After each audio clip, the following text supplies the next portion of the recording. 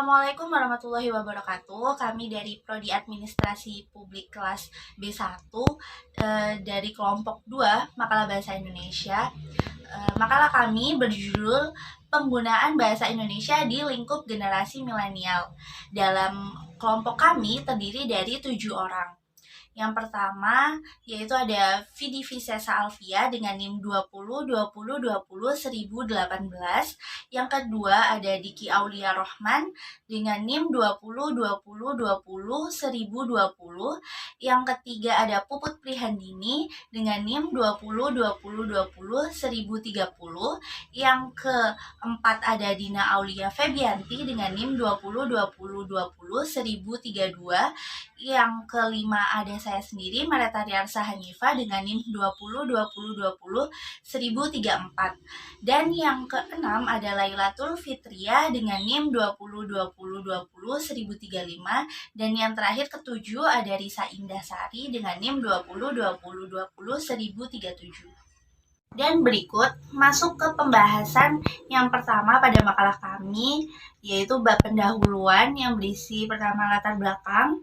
Jika dilihat pada saat ini, latar belakang terkait bahasa Indonesia yang merupakan identitas dari bangsa Indonesia sendiri sudah mulai tergeserkan oleh penggunaan bahasa asing yang mulai banyak digunakan entah untuk mengasah berbicara mereka dalam konteks bahasa asing atau untuk menunjang keperluan dalam mendukung aktivitas sehari-hari mereka dengan menggunakan bahasa asing, dan juga kemunculan dari istilah-istilah gaul pada tahun 1980-an.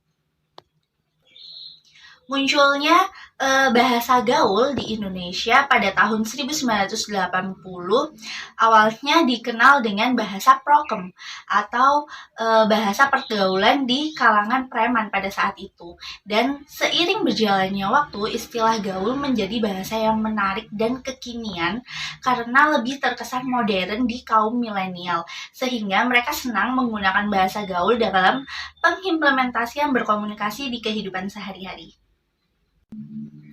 Faktor-faktor tergesernya penggunaan bahasa Indonesia yang pertama yaitu penggunaan bahasa asing, karena adanya beberapa sekolah internasional yang menerapkan bahasa asing di samping penggunaan bahasa Indonesia dalam proses belajar mengajar, dan juga kalau kita bisa melihat sekarang tempat kerja juga banyak membutuhkan skill dalam bahasa asing, sehingga kita sekarang juga didukung untuk belajar bahasa asing di samping penggunaan bahasa Indonesia dalam kehidupan sehari-hari kita. Dan yang kedua, munculnya istilah-istilah gaul di kaum milenial yang itu lebih mudah difahami antar usia dan lebih terkesan modern dan asik gitu. Jadi kaum milenial sekarang lebih senang menggunakan bahasa Indonesia dan juga bahasa gaul. Dan yang ketiga yaitu budaya masyarakat yang dipengaruhi oleh era globalisasi. Nah, maka dari itu dalam makalah penggunaan bahasa Indonesia di lingkup generasi milenial kelompok kami, kita akan membahas yang pertama yaitu penggunaan bahasa Indonesia pada generasi milenial, yang kedua penggunaan bahasa Indonesia yang baik dan benar, dan yang ketiga pengaruh bahasa gaul terhadap bahasa Indonesia. Saya akan menyampaikan subbab dengan judul penggunaan bahasa Indonesia sebagai generasi milenial.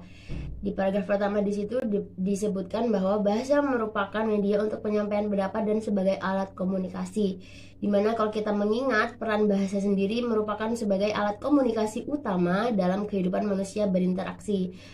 Dilihat dari contohnya saja, kenapa dikatakan sebagai alat komunikasi utama? Karena di Indonesia sendiri ya, kita menggunakan bahasa Indonesia sebagai bahasa utama kita.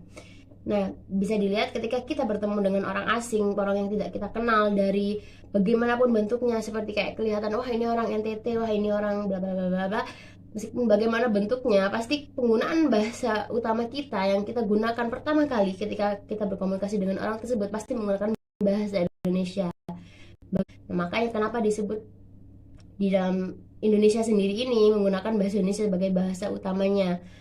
alat komunikasi utama. Nah, jika dilihat dari sudut pandang, bahasa juga memiliki dua sudut pandang. Yang pertama yaitu dalam sudut pandang bentuk, dan yang kedua sudut pandang makna. Nah, perbedaannya sendiri pada sudut pandang bentuk yaitu bahasa ini sebagai sarana komunikasinya, jadi sebagai pengantar komunikasi, sedangkan dari sudut pandang makna sendiri yaitu alat komunikasi, di mana untuk berkomunikasi kita perlu bahasa seperti itu. Nah, mengingat di Indonesia sendiri bahasa utama yang kita gunakan yaitu bahasa Indonesia.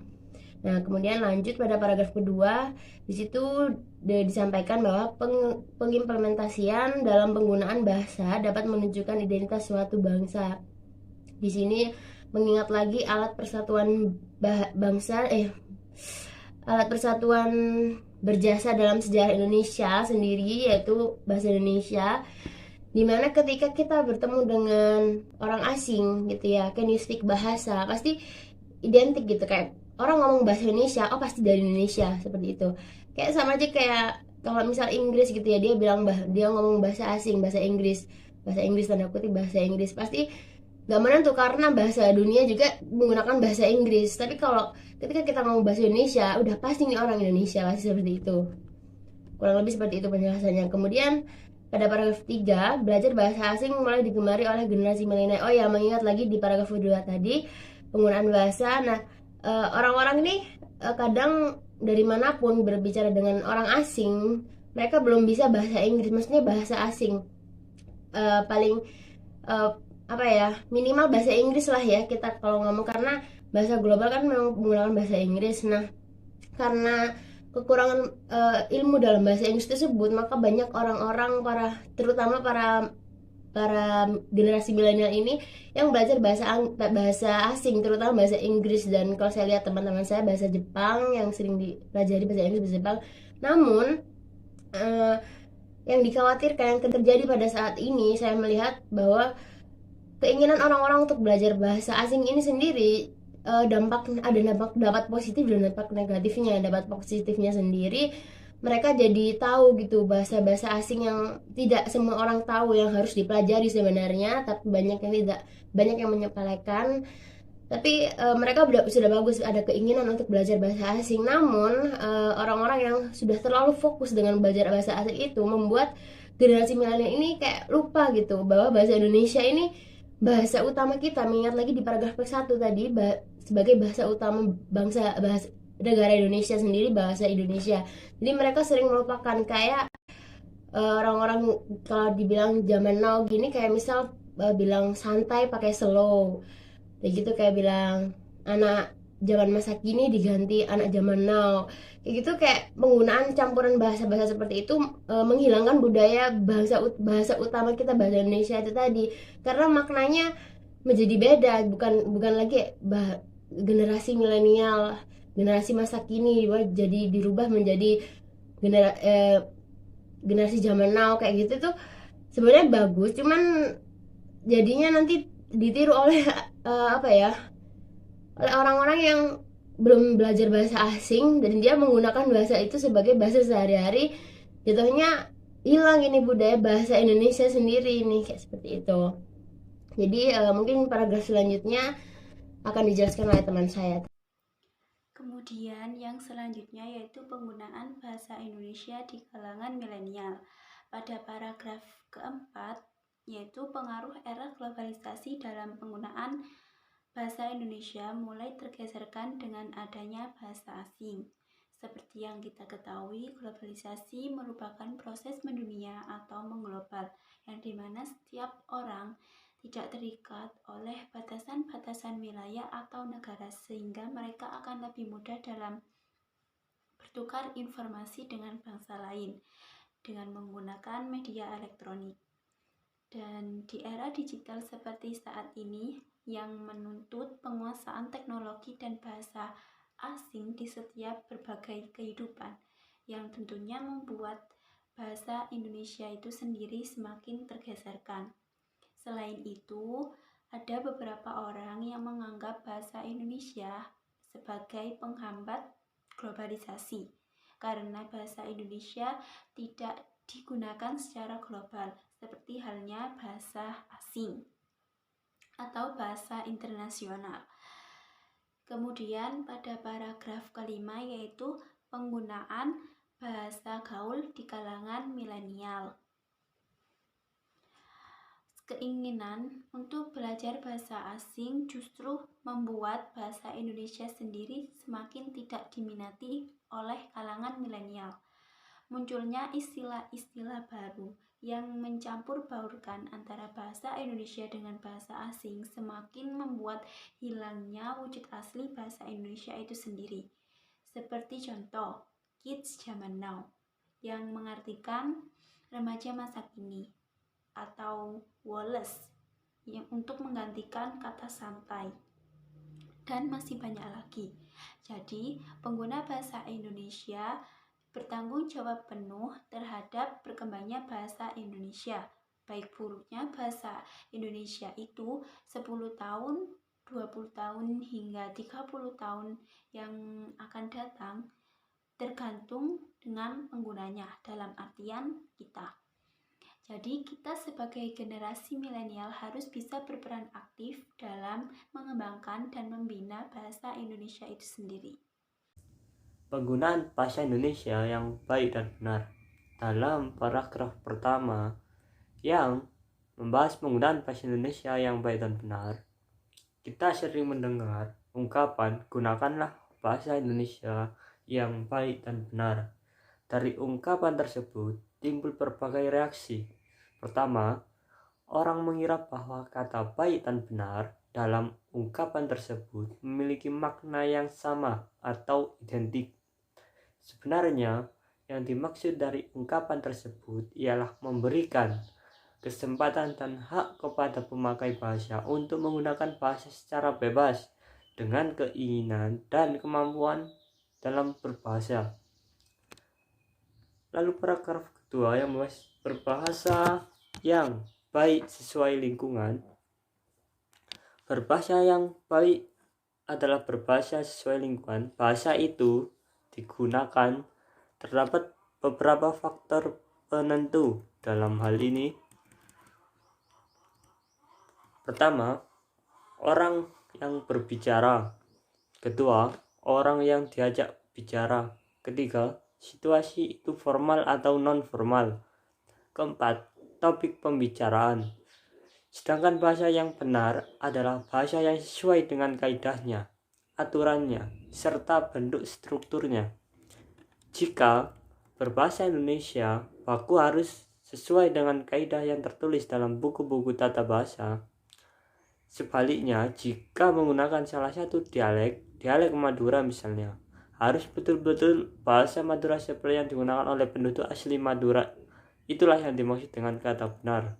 Di sini saya akan melanjutkan presentasi mengenai penggunaan bahasa Indonesia yang baik dan benar. Yang pertama yaitu mengenai tradisi masyarakat yang meninggalkan kebiasaan menggunakan bahasa Indonesia dalam kehidupan sehari-hari. Tradisi ini berdampak pada keberlangsungan kehidupan masyarakat yang salah satunya berupa menurunnya kesopanan ketika remaja berbicara kepada orang tua dan juga dapat merusak bahasa nasional itu sendiri, dikarenakan mengingat para remaja zaman sekarang menggunakan atau mencampur adukan bahasa Indonesia dengan bahasa gaul. Kemudian yang kedua yaitu mengenai peran sebagai seorang pelajar yang harus melestarikan bahasa Indonesia, mengingat permasalahan di atas bahwa bahasa gaul telah mengikis dan merusak bahasa Indonesia. Oleh sebab itu, sebagai generasi muda hendaknya tetap harus melestarikan dan menjaga bahasa Indonesia dengan menggunakan bahasa tersebut dalam kehidupan sehari-hari. Saya akan menjelaskan tentang pengaruh bahasa gaul terhadap bahasa Indonesia. Bahasa gaul dapat berkembang karena beberapa faktor, antara lain yaitu media sosial, televisi, dan faktor lingkungan. Oleh karena itu, bahasa gaul dapat berkembang dengan sangat cepat. Yang pertama yaitu berbahasa sangat erat kaitannya dengan budaya sebuah generasi. Jika generasi di negeri ini semakin larut dalam pudarnya bahasa Indonesia, mungkin bahasa Indonesia akan semakin sempoyongan dalam memikul bebannya sebagai bahasa nasional dan identitas bangsa. Oleh karena itu, perlu dilakukan pembinaan sejak dini agar generasi muda tidak terpengaruh dalam bahasa-bahasa gaul tersebut. Kemudian yang kedua yaitu pengaruh arus globalisasi terhadap identitas bangsa. Hal ini tercermin dalam perilaku masyarakat, terutama generasi muda yang mulai meninggalkan bahasa Indonesia dan beralih ke dalam bahasa gaul untuk berinteraksi sehari-hari. Bahasa gaul dapat mempersulit penggunanya untuk berbahasa yang baik dan benar. Padahal di tempat-tempat tertentu kita dituntut untuk menggunakan bahasa yang baik dan benar. Dalam situasi seperti ini seharusnya perlu diberlakukannya undang-undang. Dengan adanya undang-undang penggunaan bahasa, diharapkan masyarakat Indonesia mampu menaati kaidahnya agar tidak mencintai bahasa gaul di negeri sendiri. Di sini saya akan menjelaskan kesimpulan dari makalah ini. Untuk poin pertama yaitu penggunaan bahasa Indonesia di kalangan remaja. Penggunaan bahasa Indonesia di kalangan remaja saat ini hampir sudah tidak ada yang menggunakannya dengan baik dan benar. Bahkan sedikit sekali remaja yang menggunakan bahasa Indonesia dengan seiring berjalannya waktu, penggunaan bahasa Indonesia dengan benar telah digeser dengan bahasa-bahasa yang tidak dikenal, dikarenakan banyaknya kedatangan warga asing yang menetap di dalam negeri, yang membuat terbaurnya bahasa Indonesia dengan bahasa asing. Kemudian untuk poin kedua yaitu bahasa yang digunakan remaja saat ini. Bahasa yang digunakan remaja saat ini diantaranya adalah bahasa prokem atau bahasa gaul, bahasa asing, dan bahasa daerah.